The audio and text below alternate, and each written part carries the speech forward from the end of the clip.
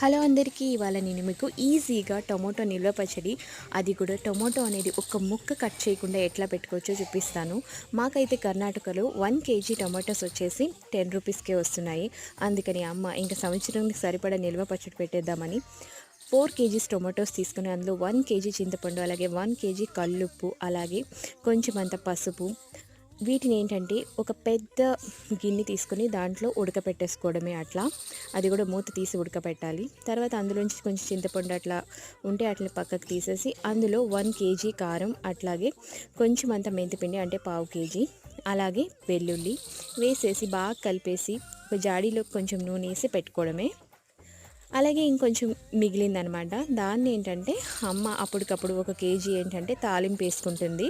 తాలింపు వేయలేనిది ఏంటంటే జాడీలో పెట్టింది. తాలింపు వేసి అప్పటికప్పుడు మనం తినచ్చు హ్యాపీగా, దోశలోకి అన్నిట్లో.